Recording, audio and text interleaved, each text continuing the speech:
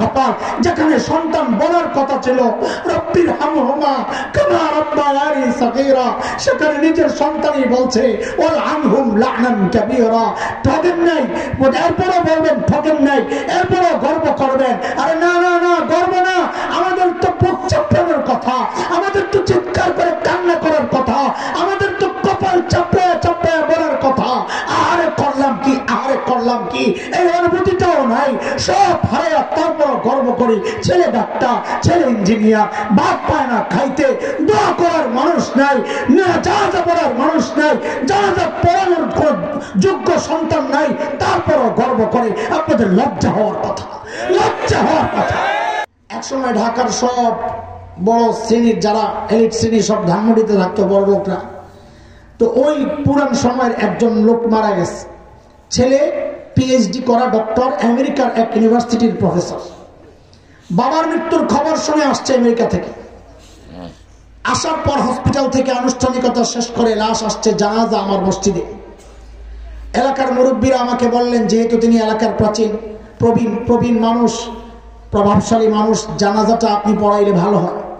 তাই আমি বললাম ঠিক আছে। খেয়াল করেন মুরব্বীরা, খেয়াল করেন, জানাজা পড়াইতে দাঁড়াবো, এর মধ্যেই পাশের থেকে ওই ভদ্রলোক ছেলে ডক্টর, আমেরিকার ইউনিভার্সিটির প্রফেসর, হাউমাউ করে চিৎকার করে কান্না শুরু করছে।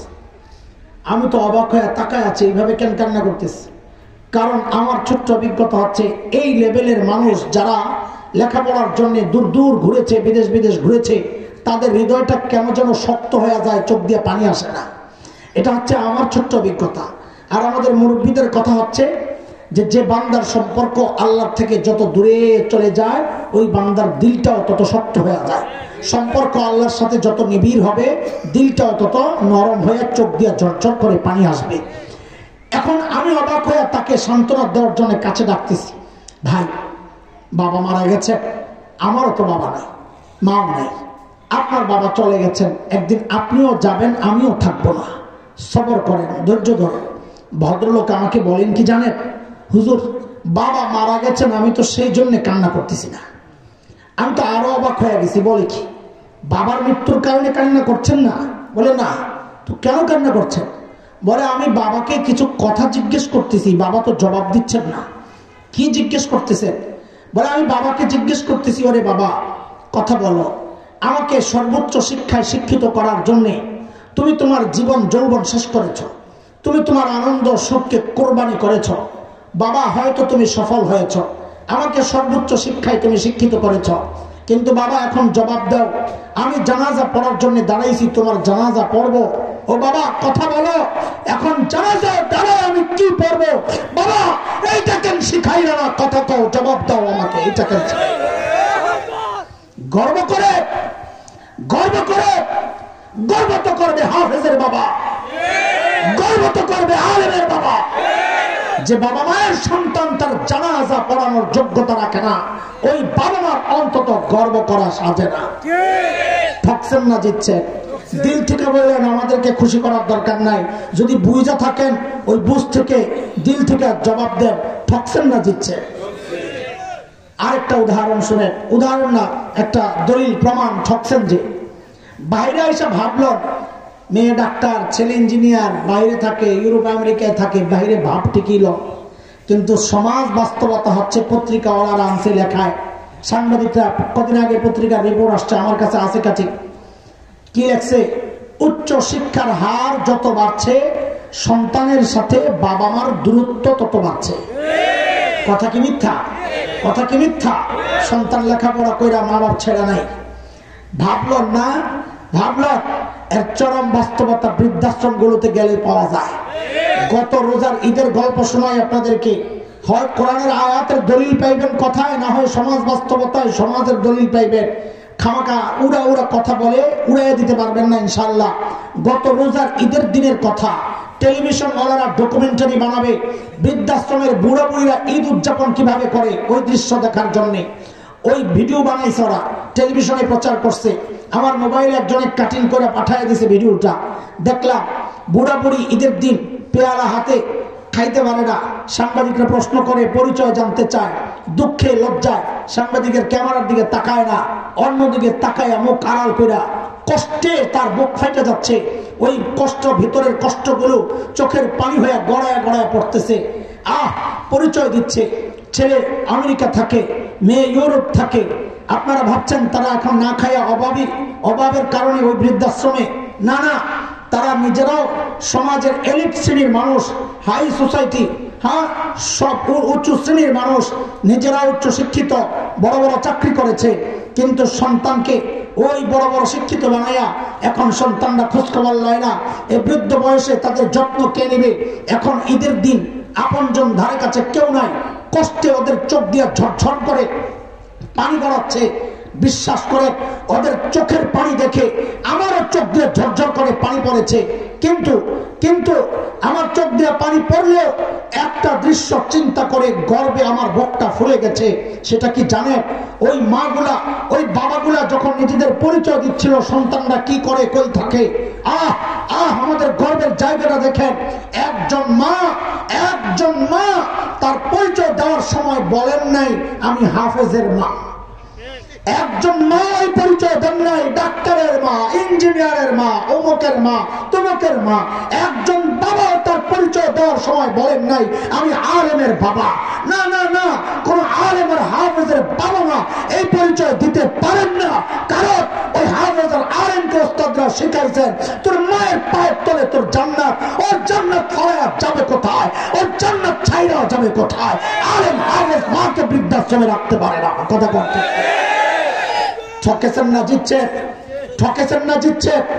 চূড়ান্ত ঠকা আখিরাতে। আমি সেই কথা দিয়ে শেষ করবো ইনশাআল্লাহ। একটা আয়াত মাঝখান দিয়ে একটু আমাদেরটা বলি, আমাদের বড়দের কথা বাদ। আমি ছোট মানুষ, আমারটা ছোট। আমি যে মাদ্রাসায় পড়ছি আমি ঠকছি না জিতছি? কি মনে হয় আপনাকে? আমার বাবা মা ঠকছেন না জিতছেন? কেমনে একটু শোনেন ছোট্ট করে দেখেন। আমরা রাজা বাদশাদের চেয়ারে হয়তো বসতে পারি নাই, বসতে চাইও না, কিন্তু এটা এক চরম বাস্তব কথা। আল্লাহ তাআলা আমাদের জন্য যে ইজ্জত আর মানুষের ভালোবাসা বরাদ্দ দিয়েছেন, দুনিয়ার রাজা বাদশারা আর ধারে কাছে ঠকি নাই, দুনিয়ায় ঠকবে না আখিরাতে ইনশাআল্লাহ। আমাদের বাবা মা ঠকছেন না দিচ্ছে ভাই, বড়দের কথা বাদ। আমি ছোট্ট, আমারটাই শোনেন। আমার মা বাবাদের ঠকেন নাই, আমারে আলেম বানাইয়া কোরআন পড়াইয়া। দেখেন প্রতিদিন 3টা-4টা কন্টিনিউ প্রোগ্রাম তো চলছে, আমাদের কোনো সিজন নাই, সারা বছর একরকম। ঈদের দিনও ছুটি নাই, ঈদের নামাজ তো পড়াইতে হয়। তো এমন কোন দিন আমার যায় বলে আমার তো মনে পড়ে না যেদিন দোয়ায় আমি বলি না রব্বির হামহুমা কামা রাব্বায়ানি সাগীরা। আমার মা বাবা ঠকছেন না দিচ্ছে? হ্যাঁ, আমি তো আর একটু পাগলামি করি। আমাদের গ্রামের বাড়ি কুমিল্লা, বাড়িতে মাদ্রাসার পেছনেই মা বাবার কবর। মাঝে মধ্যে চলে যাই, এই ব্যস্ততার মধ্যেও দৌড়াই। এই যে এই মাসেরও 1 তারিখ গেছি বাড়িতে, যাইয়া কি করি জানেন? মা বাবার কবর তো একসাথে, দুইজনের ঠিক মাথার মাঝখানে যাইয়া বসি। কেন? যাহার এই শীতের মধ্যে একটা কম্বল ঢুকায় দেওয়ার সামর্থ্য তো আমার নাই। জীবদ্দশায় মাথায় যেভাবে তেল দিয়ে দিতাম, এখন একটু তেল লাগায় দেওয়ার তৌফিক তো আমার নাই। তো আমার যেটা শক্তি আছে, সামর্থ্য আছে, আমি সেটাই করি। বসে বসে কিছুক্ষণ তিলাওয়াত করি।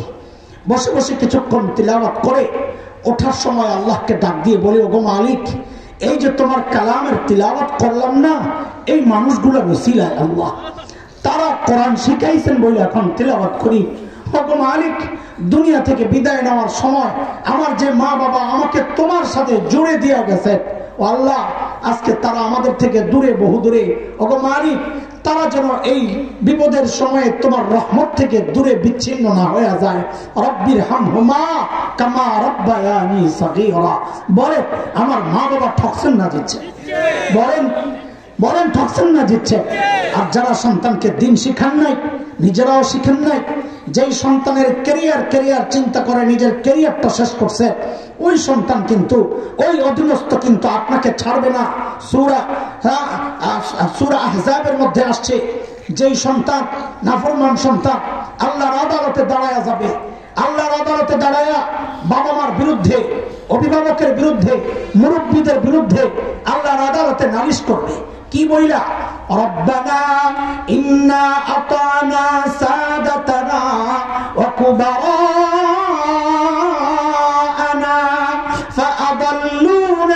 سبيلا ربنا آتهم ضعفين من العذاب والعنهم لعنا كبيرا والله আমার বাবা মা আমার মুরব্বি আমি তাদের অধীনস্থ ছিলাম তাদের কথা মেনে চলেছি আল্লাহ তারা আমাকে পথভ্রষ্ট করেছে আজকে আমি তাদের জন্য ডাবল শাস্তি চাই বলে ডাবল শাস্তি কেন তাফসীর পরে বুঝেন আগে এমনি বুঝেন আমাকে খাওয়ানোর দায়িত্ব ছিল খাওয়ায় নাই এক অপরাধ আমাকে বিষ খাওয়াইছে আরেক অপরাধ এইবার তাফসীর বুঝেন আমাকে দ্বীন শেখানোর দায়িত্ব ছিল শেখায় নাই এক অপরাধ আমাকে বদ্দীনি শিখাইয়া নাস্তিকতার দিকে ঠেলে দিয়েছে আরেক অপরাধ ও আল্লাহ আমাকে এই দুই অপরাধ করতে যারা শিখিয়েছে যারা উৎসাহিত করেছে যারা আগায় দিছে আল্লাহ তাদের জন্য আমি ডাবল শাস্তি চাই আপনি তো রহমান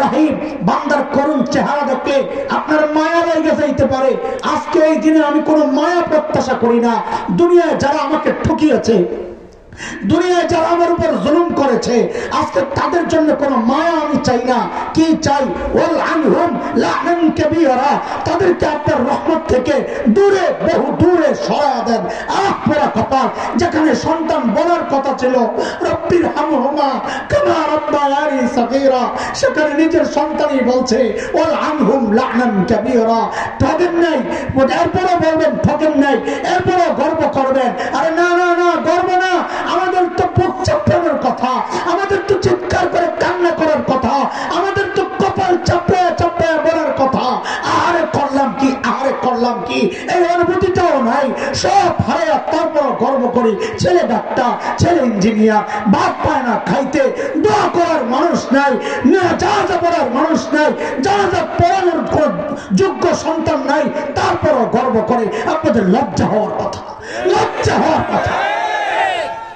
আলহামদুলিল্লাহ আমরা ঠকি নাই আমরা যারা মাদ্রাসায় আছি ঠকি নাই আপনারা ভাবেন আমরা ঠকেছি না ভাবেন আমাদের অত হাই অবস্থা নাই তাই না ভাবেন সংসদে যাই না ভাবেন না ভাবতে থাকেন আমাদের হৃদয়ে যে প্রশান্তি এটা খোলা যদি দেখাইতে পারতাম সব বাদ দিয়ে মাদ্রাসায় এসে পড়তেন সব ছেড়ে মাদ্রাসায় এসে পড়তেন শুদ্ধ করে যখন কোরআন তিলাওয়াত করি মানুষ যখন অশুদ্ধ তিলাওয়াত করে রব্বে করিমের কাছে সাথে সাথে বলি মালিক সে তো তোমার বান্দা আমিও তো তোমার বান্দা এমন কিছু করি নাই যে তুমি আমার আলাদা করে আনছো এমন কিছু তো করি নাই যে তুমি আমার কোরআনের নিয়ামত দিছো আমাদের হৃদয়ের প্রশান্তি যদি আপনাদেরকে দেখাইতে পারতাম আমাদের কলিজা ছেড়ে যদি আমাদের হৃদয়ের প্রশান্তি আপনাদেরকে দেখাইতে পারতাম